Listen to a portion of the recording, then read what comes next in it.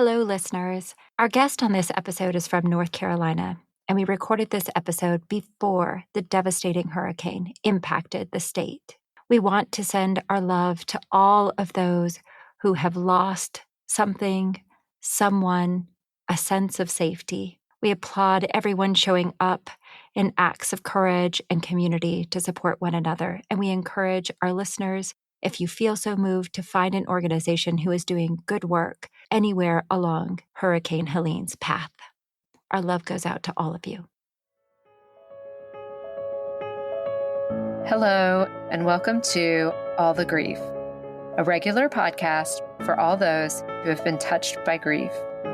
We are your hosts. I am Rebecca Luttrell. And I am Andrea Giron Mathern. We are two friends, a therapist, and a social scientist, both highly sensitive, fellow grievers, here to share our hearts as we talk about all the grief. Good morning, Rebecca. Good morning, Andrea. How is your heart this morning? My heart is a mix of things. I feel like there's a lot of tenderness this morning. There are times when you spend time on Instagram or social media and it's like, oh, I wasn't expecting to encounter this piece that's like hurting my heart a little bit. And so there was just some sad, griefy things, which it happens because I follow all grief things. And I also feel really simultaneously like this joy because we're going into the mountains this weekend and it's just like my happy spot. I'm staying at your place. You're not going to be there. But I'm really excited to just be up. And I know the aspens are changing and there's just that change of season. It'll be 60 degrees where it's been almost 90 here. So there's so much that just lights me up about this transition. I'm like, I just want to drink all the hot chocolate and sit in front of a fire. And that's all I want to do in the world. So how are you this morning? Yeah, my heart is also a mix of things. We've had some really special moments. I've had a lot of, for the job that pays me, I've had a lot of work travel lately. And this last trip, I was able to take the boys with me, which I really love because I don't know if we've ever talked about this on here, but I'm homeschooling them now, which just offers us so much freedom. And so they got to come with me, which meant we got to like hike around Steamboat and have all this great fun. And that was really beautiful. But then, we just continued to have hard things happening in our family. And my heart just feels tired and confused. And, in these moments where my dad, we always described him as like this oak tree, like just this old, strong, steady, wise tree. And when everything feels so chaotic and confusing, it's like you miss that presence that much more of just having that one person that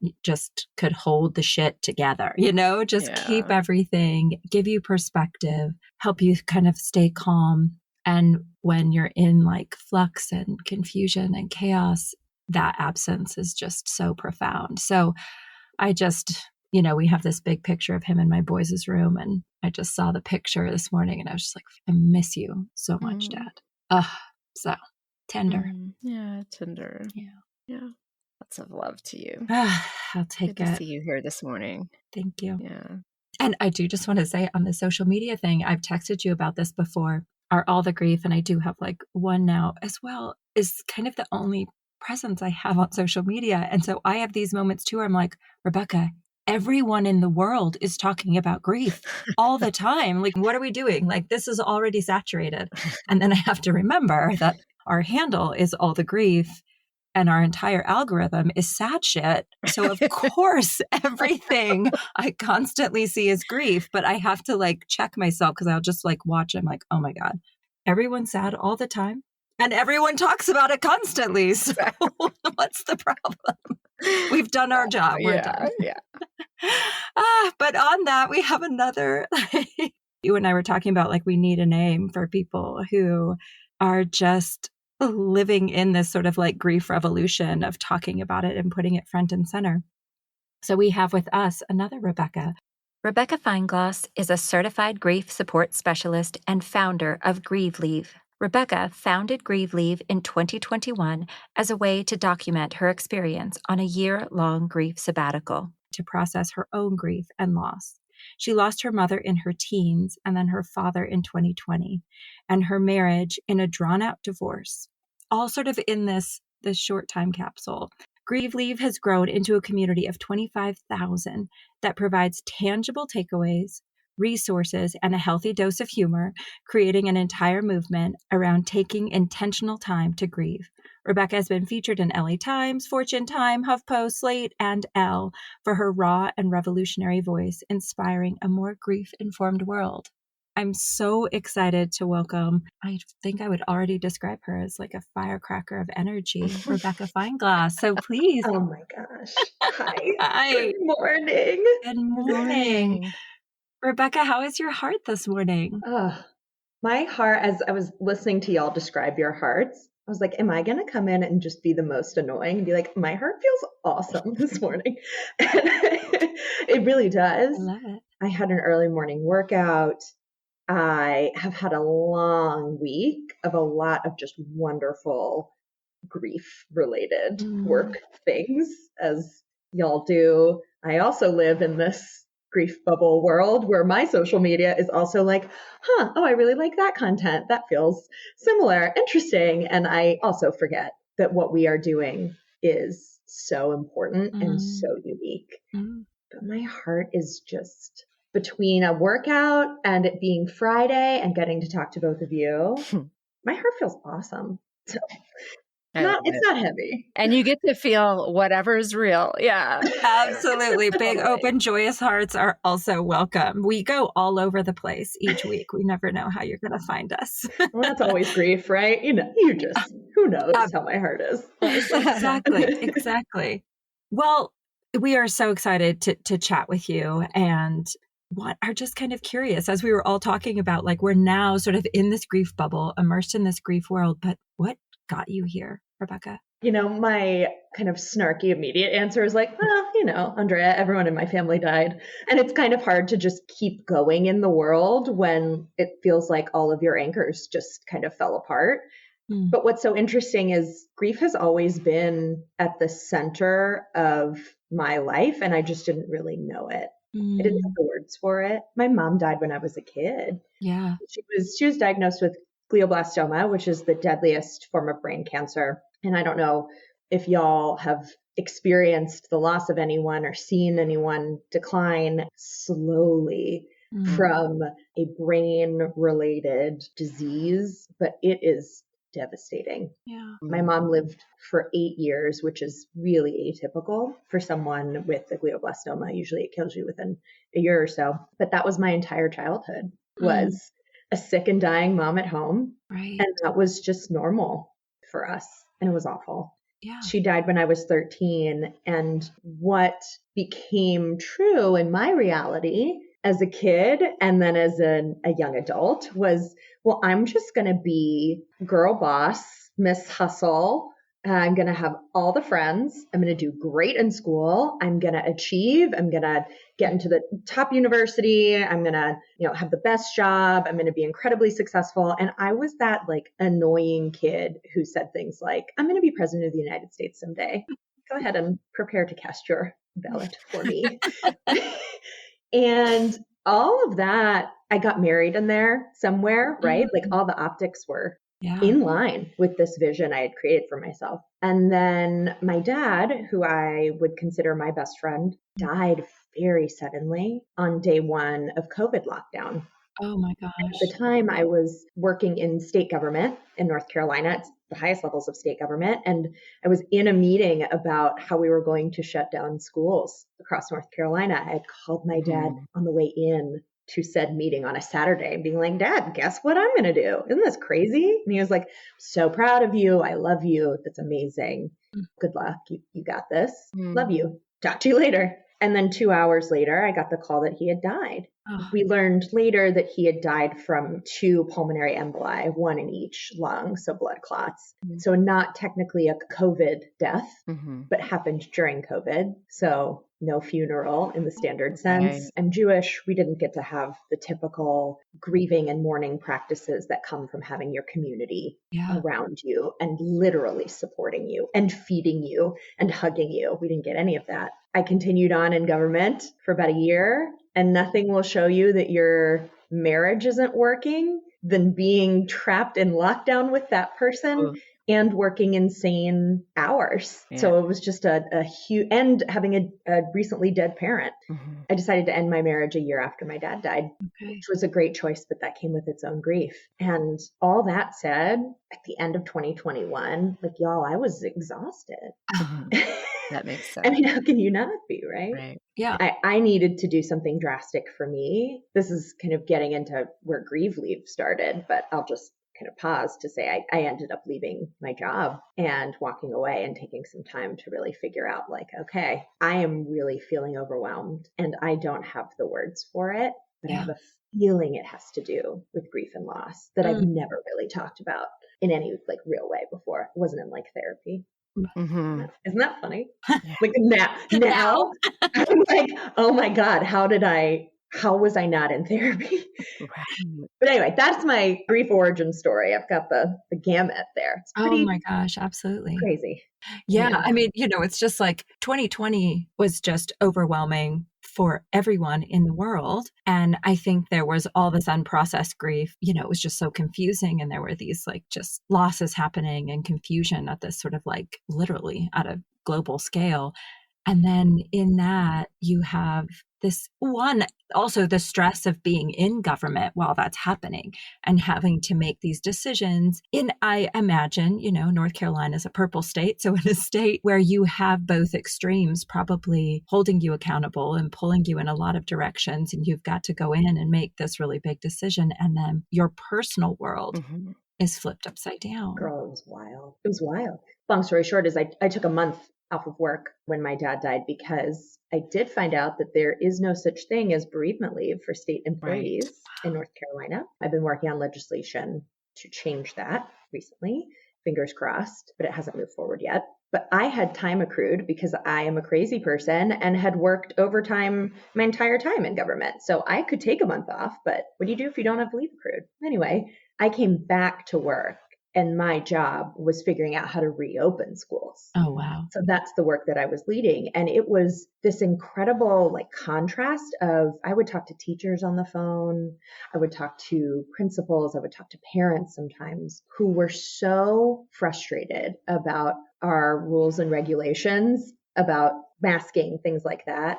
Or I would be hearing stats on how many people had died that week. And then I would come home, remember my dad is dead, and remember that my marriage is frankly a shit show. Yeah. And so nowhere felt safe, nowhere felt okay. And I don't know how I kept on keeping on for as long as I did for that year plus, because holy crap, it was a hell of a lot. Yeah. Yeah. Well, and there's no way that even a month is like that you've done enough grieving, and especially in the context of the scenario we were in worldwide and COVID. I mean, that's isolation, all of these things. And so I feel like, how do you start to even define what a good bereavement leave is? Are there states that do it? Are there countries that do it? Like, what is it that you've learned? Oh my God, what a great question. So what you are allowing me to do right now, Rebecca, is put my old like government policy hat back on and think about grief. So these are my favorite things to think through. My career before leaving my job and founding Grieve Leave, a grief-focused organization, was leading education and early childhood policy at the city level, at the state level. And I was a teacher also before then. And being able to apply this policy lens to say, well, actually, there are supports that we can provide to people from a policy level that can make grieving more facilitated. It can facilitate people's ability to get support. And the practice generally across America is that, first of all, there is no federally guaranteed leave when someone dies. There is also, we have FMLA, Family Medical Leave Act, your job has to wait for you, basically, is what's required. But that's if someone is ill, like you can take time off if you are ill, you can take time off if a loved one is ill. And that is, I think, 6 weeks, but it doesn't have to be paid. There is no guarantee that when a loved one dies, that you will be able to take paid leave from your job. However, most private sector jobs offer that. They offer 3 to 5 days. Wow. Which is like laughable. Yes. It's certainly not enough time to plan a funeral, conduct the funeral, and come back to work. And you're just supposed to pretend like you're the same person. But that said, private sector offers typically 3 to 5 days. Some states, very few, require employers to give their employees bereavement leave. It is not common at the policy level to require bereavement leave, but most private sector employers do give it because it's humane. Yeah. Come on. It's like saying you shouldn't have enough grief, that you would need more than a few days tops, and then you should just be able to function normally. So it communicates, I feel like, on a more global level that it can become a self-aggression. Like, why can't I just focus at work? I got 5 days or 100%. It's like setting a standard that grief is linear and finite and we are done with it. Box it up, leave it at home, come back to work. And that is BS. That is just not how grief works. So flexible leave policies, like, yes, we think about policies that allow you to take more than 3 to 5 days of leave on the front end, right when a death occurs. Some folks say something like 30 days. I guess the amount of time that I took off is, I'm going to say ideal. Ideal is in air quotes for those who are listening. But the real kicker, I think, is having policies that allow for flexible leave in an ongoing capacity. Because, man, shit's going to pop up later. A death anniversary? Yeah. Man, take leave then. So that's what I would love to see, magic wand. Yes. Well, and it's so interesting. So my father also passed in 2020. He passed in May. So, that time, whether or not they died from COVID, we didn't get the supports we were supposed to have. Totally. Yeah. I mean, we're not Jewish, we're Catholic, but the same, like there's all this ritual and family and none of it could happen. And I just remember, I mean, just that was tragic. And I remember work, right? I had to figure out work. And I think I just was like, I'm not coming to work and I don't know when I'm coming back. My brain couldn't even think through, Andrea, find out if you have a bereavement policy, because my brain was not working. And I feel so fortunate that I had an incredibly kind and loving boss who was also like a fierce advocate. And so I feel so lucky because I did not ever feel worried that they were going to ask me when I was coming back. Every time they engaged was like, everything is open. You tell us, we just want to check in. But I couldn't tell you if it was vacation, if there was a policy, if I got paid or not. I don't remember. I just remember I was not functional. And that's the irony, right? Is if our employers, our bosses were all like yours, Andrea, then we would actually be more likely to stay working at that employer.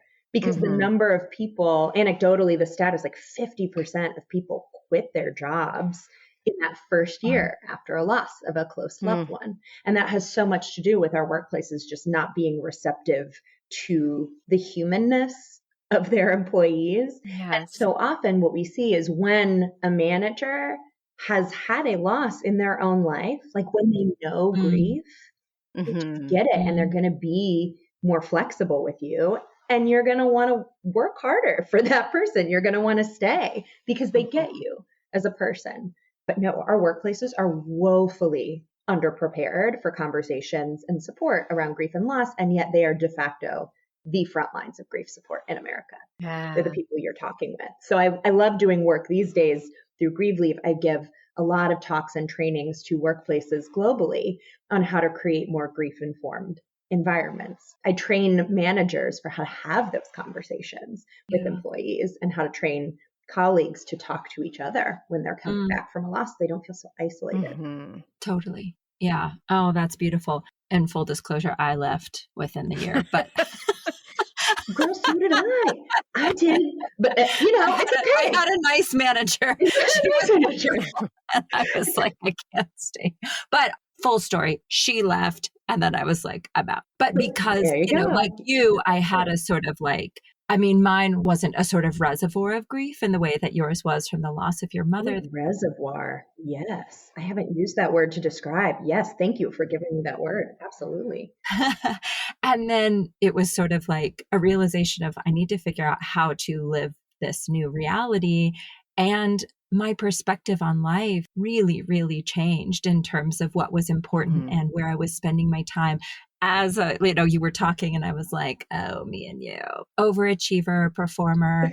I know. I always tell her, I'm like, thank you for getting me where you got me. You can rest for the next 40 years now. Yeah, for sure. It's also like, man, I don't know if this happened to either of you, but after my dad died and I got my first email that was marked urgent, I was like, shut up. Nothing is urgent anymore. Nothing will ever be urgent anymore. I know what urgent is. Urgent was the phone call that my dad was dead, right? There's finality in that you drop everything. Like, this Excel spreadsheet is not urgent. Right. It's just not.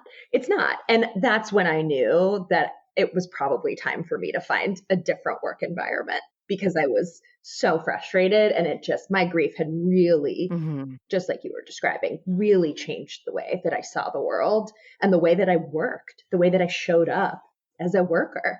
It really shifted things for me. Yeah. That's such a great concrete example of it. I would just be in meetings and I'm like, why are we all wasting our time like this? We're all wasting our lives. What are we doing? I just felt this desperate, like, do you all hear what you're talking about? Right. I can guarantee you none of that matters in the long run. Paint the wall green, paint the wall red. No one cares. Thank you. Yeah. When my dad died, I was doing marketing. I was a graphic designer at the time. And my then husband was working at an ad agency. And then it would be like, oh, I have to work late night and I have to work all weekend because we're working on this campaign. I'm like, you're literally selling people shit they don't need.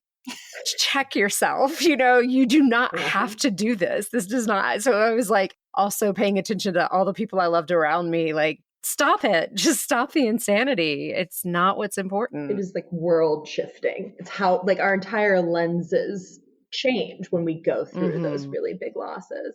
But what's weird is because my mom had died when I was so young, like I didn't even know that I already had a lens I was operating with. I didn't get it.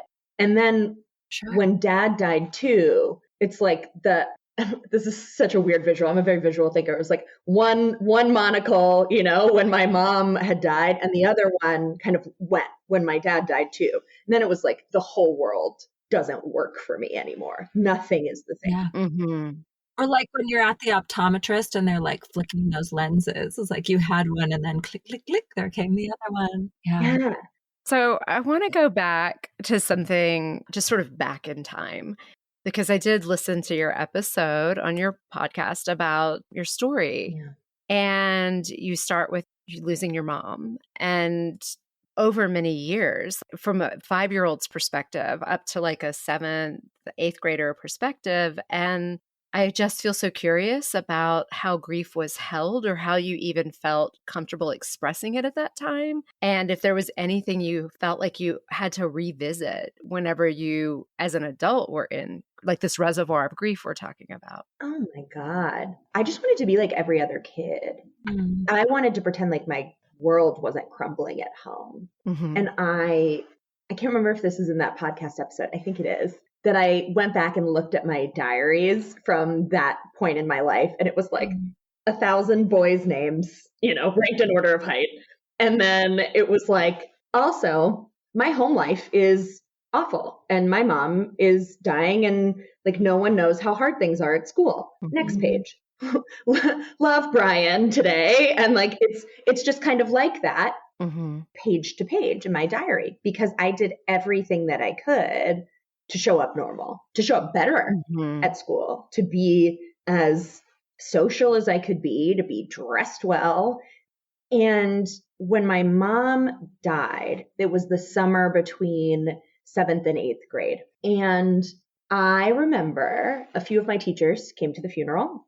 I remember going back to school on the first day of 8th grade. I had just gotten my braces off, I think. Like I was feeling great. And just got a haircut.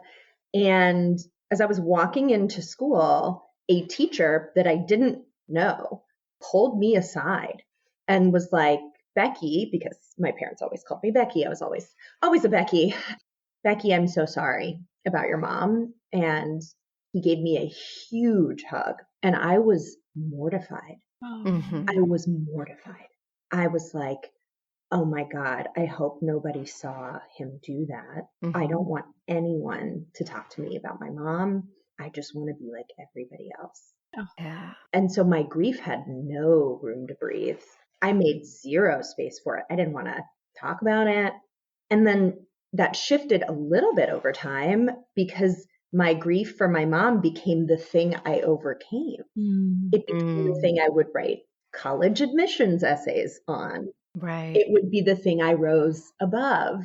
And I loved being the person, like in high school, people would learn that I had a dead mom because it would come up, if someone was coming over or something would, parent meetings, whatever.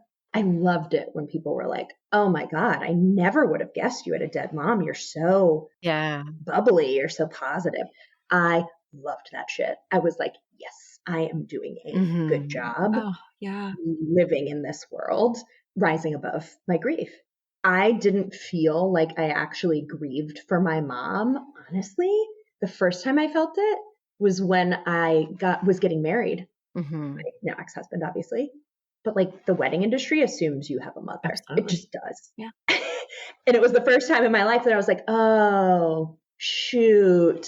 Everyone else gets to do this differently. And I'm constantly reminded that my mom is dead in planning for my wedding. That was rough. And then when my dad died, obviously, grief reservoir unleashed, Yeah. damn broken. And it's like, I read letters that my mom and dad had written back and forth to each other. I got so much of my mom's stuff that was in storage that I had never seen before that my dad had kept. And so everything came out.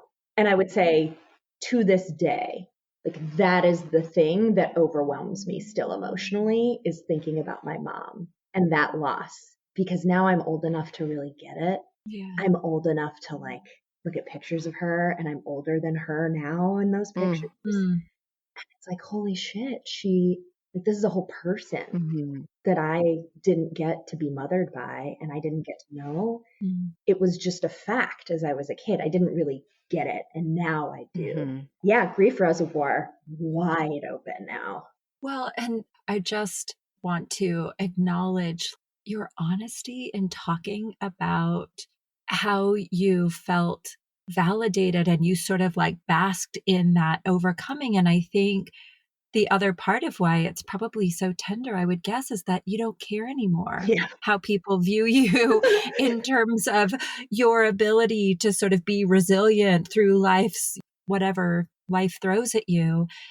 And I think we don't talk enough about how as society we put this, and I think it's a very I've lived here and I've lived in Central America, but most of my reality being in America, we put so much emphasis on this sort of like that personality trait to rise above, to be resilient, to in the face of this, they became so successful. And that is such a mark of having achieved something that I think when we're in our depths of grief, it's the opposite, right? Like we're not overcoming it, we are in it. So I just think it's such an honest portrayal of how our societal norms about what's valued in tragedy and in hardship plays out for us. I can imagine at 13 the pressure, because there's so much pressure to be one thing. But even adults going through this, we still are under the pressure to be the ones who rise above it. So I just want to acknowledge just the incredible honesty. I'm so touched.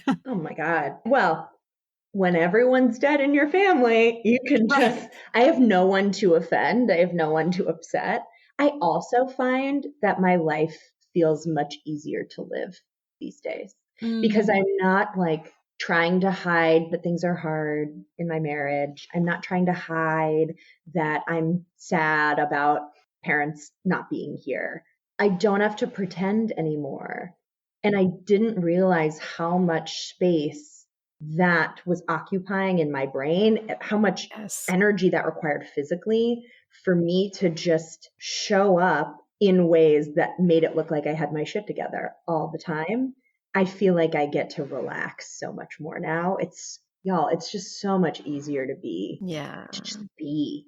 Like, this is my life, and this is just kind of it, I feel at peace with it. It sucks. Some days I'm angry about the way things have happened, and there are people I still wish were here, but like, damn, I'm in a position where, because of the things that have happened, and because of the privilege that I have in my life, I can take risks and have a large platform to talk about these things that have been really hard, and hopefully continue to help other people through their hardship.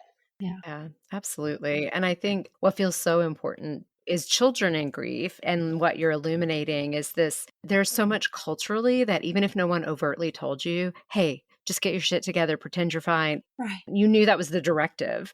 And so often, and I say this on so many episodes, like people are like, and then she's doing great. Like the kids are fine. And I was a play therapist for a while. I'm like, they're not fine. They're adapting and they're performing. And what you named, this teacher kind of breaking the facade and being like, hey, I know this thing happened, also feels a little like misplaced in a culture that's not saying that that's okay. And then of course you would be like, are you kidding me? Back off. I am trying so hard to hold together. Don't crack this. We just could do better. And I think as adults, as we all in our Instagram feeds, we're like, the whole world is for grief now, but they're not. But as we keep creating space for like, let's have these conversations. How can we grieve better? How can we show children that it's okay to fall apart? If we make bereavement leave more normal, maybe there's a version of that happens in the school level. Totally. All of these things. Yeah. So it just feels so important. And I'm glad you're bringing light to this part of it. Thanks, y'all. One thing I should say too, both of my parents were in the healthcare sector. So my dad was a physician and my mom ran the Duke Medical Center Library at Duke University Hospital. And I think the lens that we had was a very clinical one in our household that was like, well, if I seem fine, then I'm fine. And I don't need quote unquote treatment. I don't need to be seeing a therapist because I'm fine. Right. And I think we as a society speak so differently now about mental health, period. 22 years ago when my mom died, conversations around mental health were not at all like they are today. Right. And no one was checking in on my mental health, not even my father as a physician. Right. And I think honestly, he really, that's going to make me cry to say out loud. My dad really needed me to be okay. I think he needed me as an anchor for him. And that if I wasn't okay, then I don't think he could be okay. My brother was not always okay when we were younger. And I felt like I really had to be the strong one for my dad. Then what became very interesting is when my dad died, so many years later, that pressure was relieved for me. I actually didn't have to be the strong one anymore. And I didn't realize that pressure had been on me since then. I had been wanting to be a good daughter and to be successful and to just not cause any problems for my dad. I really wanted to make him proud. And then when he was gone, it's like the foot was off the gas pedal. I could just be. And ironically, my dad would have never wanted me to be doing anything that was against like my own well-being to make him happy. He would have never wanted that. He was just the best dad and loved me. And so that was this incredible realization around grief and strength and resilience that if dad hadn't died, I don't know that I ever would have realized that. Right. It's like the stories that we make up in our head. And I mean, we do this in so many ways across our lives. It's like the same thing can happen to multiple people or siblings. And you're like, one sibling's like, oh, everyone needs me to be okay. And the other sibling's like, this family's a shit show and I'm going to fall apart, or whatever it is. And there's also what we tell ourselves. And so I hear the grace that you give your dad where it's like, it was a relief, but also I realized, why did I have that story? He wouldn't have wanted that. Also, we just interviewed Annie Sklavin Orenstein about her book, Always a Sibling. Obsessed with her. Oh, obsessed with her. Amazing. I love her. I interviewed her. I'm obsessed with her. Oh, yes. Obsessed. Oh, my gosh. We love her. Well, and she talks in it about, I mean, obviously she's talking about sibling loss, but we talked for a while about parents and children. And just, I would say she also gave so much grace to parents who were like just lost, in that case, a child, in this case, their partner. And they're in the depths of grief and also supposed to be parenting. And it just kind of makes me think about the loss of community in the way that we live. And like, I imagine when we were closer and our families were closer, that other adults could step in and support in ways where it's like, your dad had 2 kids to raise. And that is so much on a grieving person to ask. I mean, it's an impossible thing to ask. It truly is. I'm like, I was 39 and my mom couldn't parent me, when my dad was gone, because she was totally grieving her partner. And so it makes me think about that as an impossible ask of parents. It's also, it comes back to that American mentality of like, I can do this by myself and don't need to ask for help. My dad was, and my mom both, they were not people who were going to ask for help. Right. They weren't going to ask anyone for help. And so at the very beginning of my mom's diagnosis, I remember there being so many people around and food and plants. Really stupid. And I hope that no one else can relate to this, but maybe you can.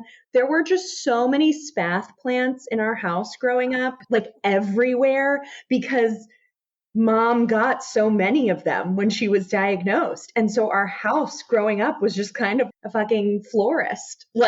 And that was just the only thing that I knew. It was very normal to me to have all of these spath plants everywhere. They just kept them. Anyway, that was true at the beginning. And when you have a prolonged illness, when you're caregiving for a person for that long, and my brother and I and my dad were all caregivers, even though we didn't really have that language then, people don't show up the same ways that they do at the beginning. And our family, my grandparents did not live locally. Neither of my parents had a sibling. So it was just kind of us. We had babysitters. I did not have a good model of anyone showing me how to be vulnerable and asking for help. Yeah. I had to learn that. I'm still learning that now, that it is not weak to ask for help. It is the strongest thing you can do. Well, and I don't know if you know Marissa Renee Lee's book, Grief is Love. Yeah. That's with her. She's my bestie. So in that book, what I loved when she pointed out the myth of doing it alone, and that actually we have this sort of created this mythological ideal in this culture of like, oh, pull yourself out by your bootstraps, do it alone. And she's like, actually, when you look at the founders of this country, like they didn't do anything alone. I mean, they had slave labor. It was horrific, but they weren't independent people doing things alone. We are not meant to do any of this alone. And I think even to what you were talking about, Andrea, like not just parenting in grief, the parenting the way that we have to do it now without a community and support is also completely draining on a good day. Yeah, absolutely. I know. I mean, we should do a whole podcast just on the loss of communal dynamics, because I do think it's really sad. But on the note of kind of not doing it alone, I am curious about your relationship with your brother, because you did have a study through this, and not everyone, to make sure that we don't kill him off before it's his time, is dead in your family. You're right.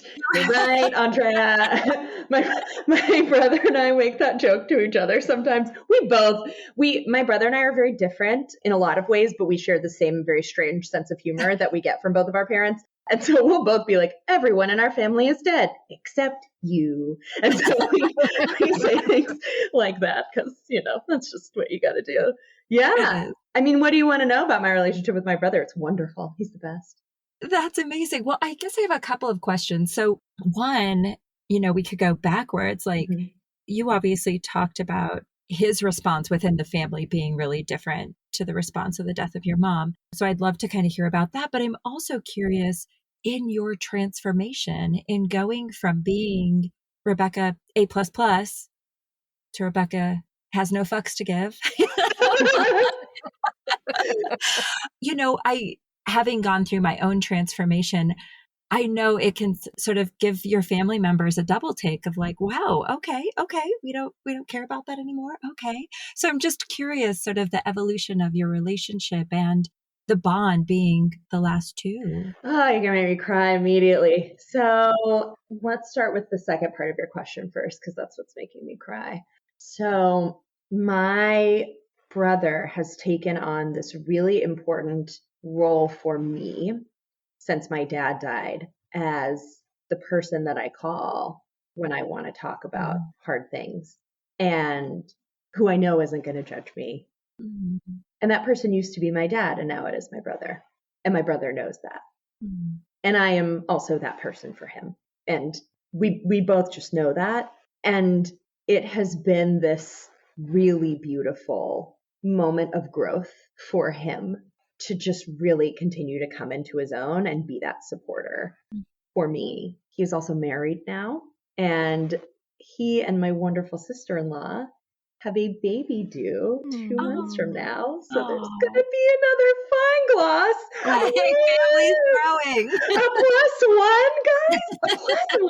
It is so exciting. Aww. So it's like my brother and I, honestly, we really weren't particularly close before we graduated from college. It was really after college. And this is kind of another part of my grief story that I didn't even mention. All of my grandparents are dead, but my mom's mom lived until 98. So she raises the average of, lifespan in the family, thank God. But she died during my year of grieve leave. She died in that year that I took off after work, after I was so overwhelmed. And I was like, I need to spend time learning about what grief and loss actually is. And I spent a lot of time with my grandmother that year. My brother was her primary caretaker, and I would tap in when needed. My grandmother lived in Montreal, and my brother now lives in Montreal. Our mother was Canadian. My brother and I got close because we were caregivers for our Nana. That is what brought us together. We were making tough decisions about her care that our dad, while he was still alive, was like, this is for y'all to work through. Because it's not his mom, it was our mom's mom, and our mom was gone. And my dad, for better or for worse, sometimes, put a lot of trust into me and my brother and just said, you guys can figure this out. You can do it. And so that is what brought me and my brother really close. As kids, though, it was like I was the social one and he was not. And my brother is an incredible person. He is the absolute best. We were just so different that I don't think we really understood each other growing up.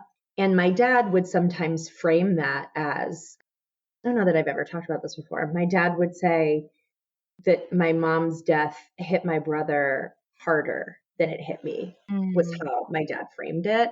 And I think that, again, fed back into the narrative for me of like, oh, I need to really perform because I can't let the death get to me. I can't let it be the thing that holds me back. I can't let it be the thing that keeps me from having a lot of friends and whatever.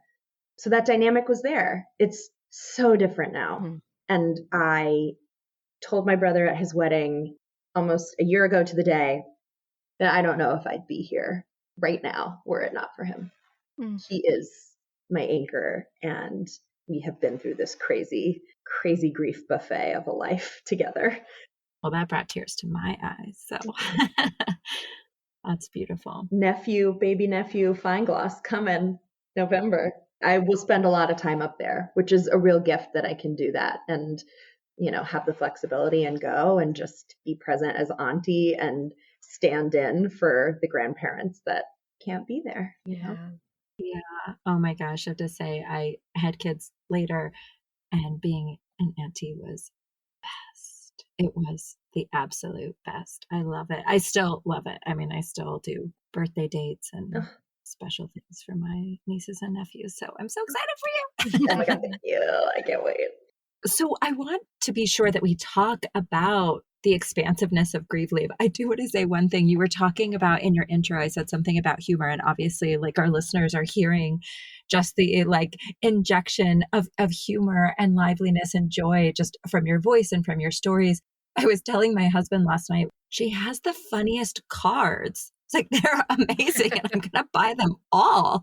They are so Thank great. you so much. But literally the goal of the grief related cards that you can buy on grieveleave.com. This is what I have said from the beginning. I don't think we actually put this tagline on it, but I want it to be there.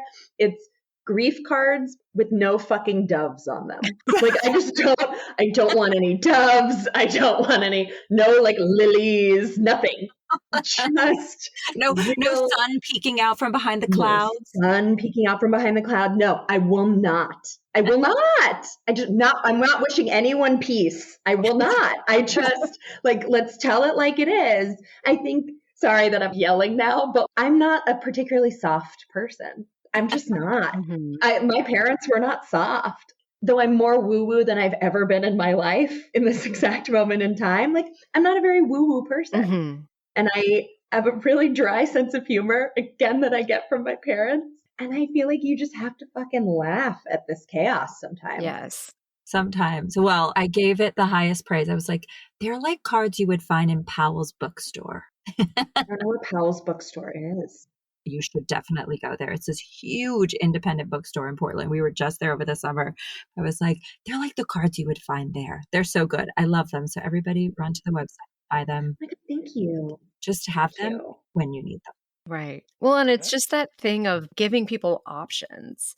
What feels true, what's real. And so I love, this is my sense of humor or whatever, but it's like, we need that. And those moments of levity sometimes in the grief are like, thank you.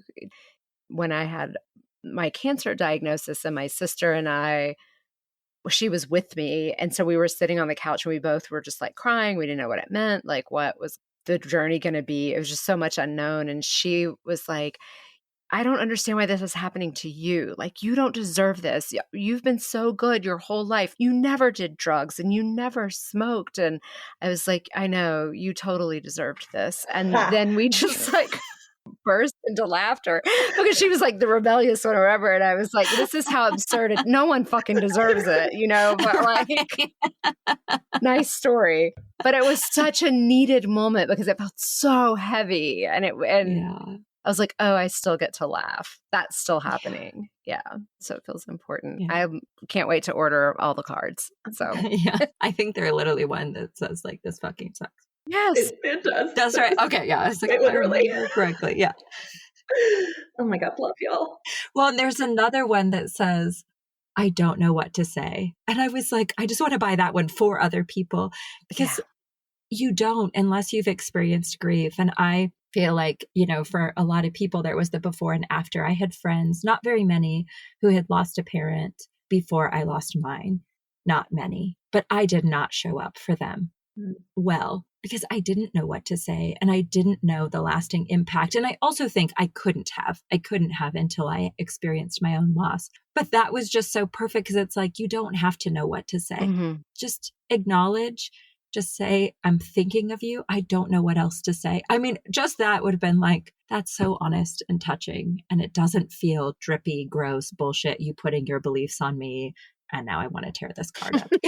Although fine, tear up cards, like do whatever you need to do. Thank you for saying that because like, I imagine that someone can buy that card and literally sign their name and yes. Call it a day. Yeah. Right. Because you don't have to know what to say. You just show up for people in their grief. Just be present.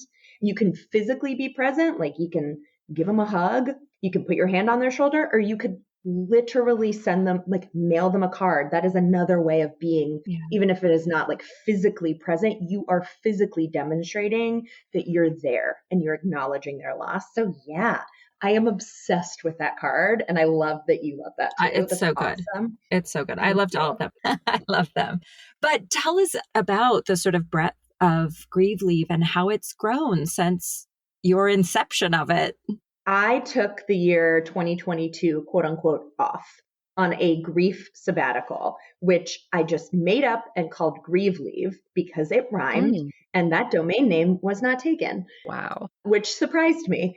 And I had a vision of starting a blog and being like, I'm going to write about what grief and loss is and what I'm learning about what grief and loss is because I have no fucking clue. Yeah. And it turns out that that blog resonated with people all over the world, talking about grief related to death, talking about grief related to divorce, talking about the grief of leaving my job, even though, my divorce and leaving my job are both voluntary, right? There's still grief there.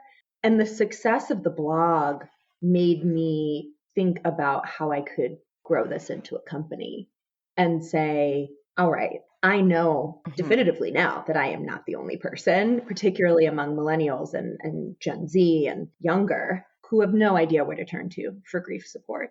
That is what Grieve Leave is. We are a community of people globally who are coming together virtually and in person sometimes if you live in the South here in North Carolina.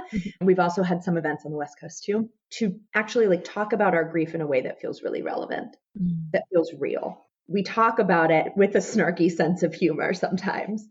We talk about death and non-death related grief. We do that through social media. So we're available on all platforms. We are on all social media platforms providing educational content to teach people, honestly, to recognize that they are grieving, or to teach people how to talk to other people who are grieving.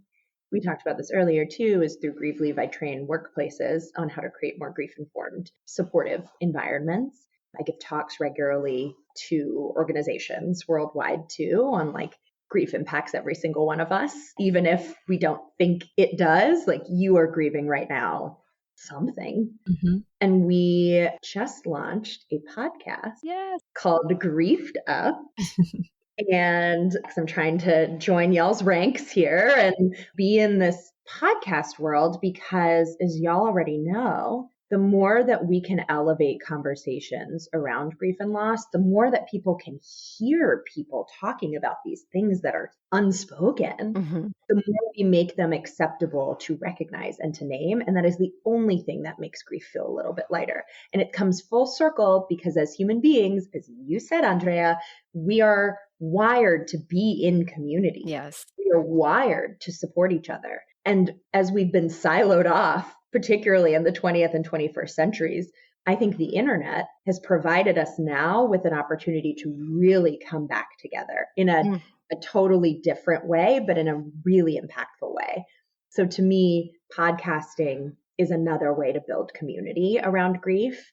We also have online message boards we call our grief group chats. So you can get in there and talk to other people who have similar kind of grief experiences than you, and you can ask questions. And then I host monthly grief support groups. This week we did one for caregivers and the grief that they experience as they are caring for a loved one who is dying or is very ill. So we host those. This one was on Zoom. Sometimes I'll host them in bars or in exercise classes. You never know. But places where people are. Grieve Leave continues to grow, and I am so damn proud of this community, and I kind of can't believe it. Yeah. I can't believe it. And so it just, I'm really proud. I'm really, really proud. That's all so incredible. And we feel so lucky to be connected. Well, it feels like to be a little in the woo, just the sense of clarity around what you're here to do and purpose, and just a beautiful offering to the world. Thank you. I always say there cannot, as much as we're like, oh, everyone's doing grief, guess we're not really on to anything. There can't be enough. You can't saturate the grief market. Thank you. Yes. You can. And it's also what I feel really privileged to be able to do is bring in my background in policy and education as well to the conversation, because our platforms are so important. And when we want to get change at a systemic level, that comes from changing laws and policies that create access to grief support for everybody. Well, we can't wait to hear how this legislative session goes. And we hope that this bill gets moving. Yes, because that's so... should just be a basic thing that employees are offered. It really should be. It's a no-brainer. It also is bipartisan. Right. This is a bipartisan supported bill. So it should be moving, but beautiful. That's a whole nother conversation, is politics in North Carolina. Yeah. Good luck.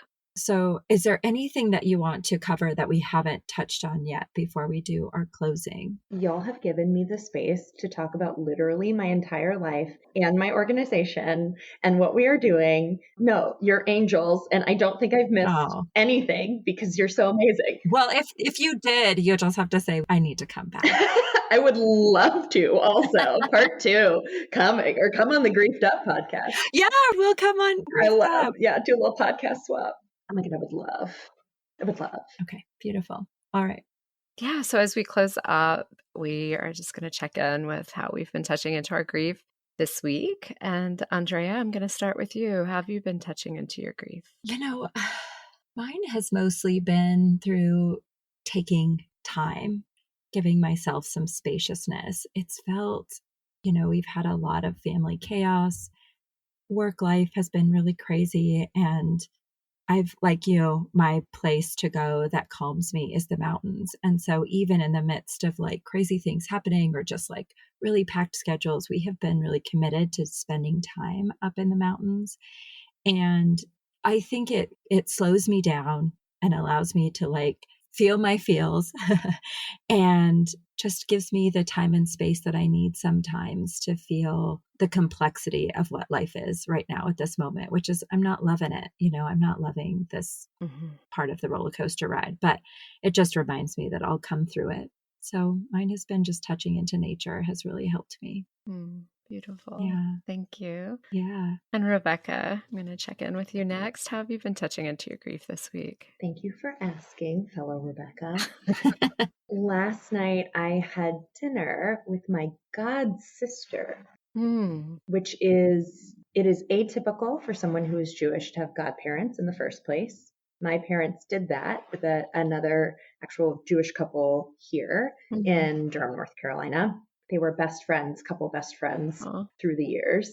And so my godfather's daughter was in town. She is like a pseudo auntie to me.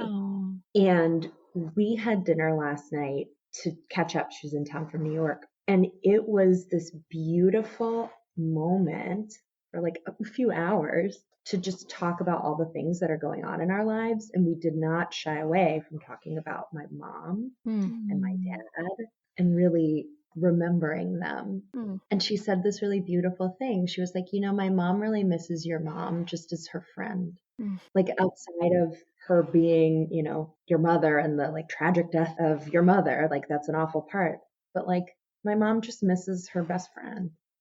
And even now, 2 decades later. Yeah. And that was a really poignant moment that she and I could share as the daughters of these 2 best friends, one of whom who's still here. Yeah. And I really got to sit in my grief last night in a way that was wonderful. Not again to be the like Pollyanna.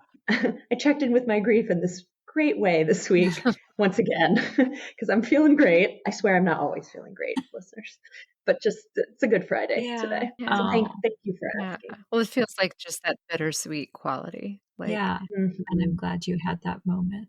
Totally. And Rebecca? Oh, you and I have talked about the experience of being a parent and how it's like a million little griefs as your child grows and changes, and that you kind of are like, oh yeah, I remember that 3-year-old and now you're like 11 and it's totally, you're this other being, or, some of it's still there, but there's other things that I didn't even expect. And I felt so aware. It feels like there are times my daughter goes to sleep and she wakes up in the morning and I'm like, you grew a foot and you're like a different person. And so this week we've been having these really sweet conversations, like just about her whole emotional world or things she feels. And in this way that I see the young woman she's becoming, and I can feel how it's like wasn't even a choice. Of course, being emotionally aware was going to be her thing because her dad and I are both therapists. So it's like, sorry, babe, you're holding this at 11.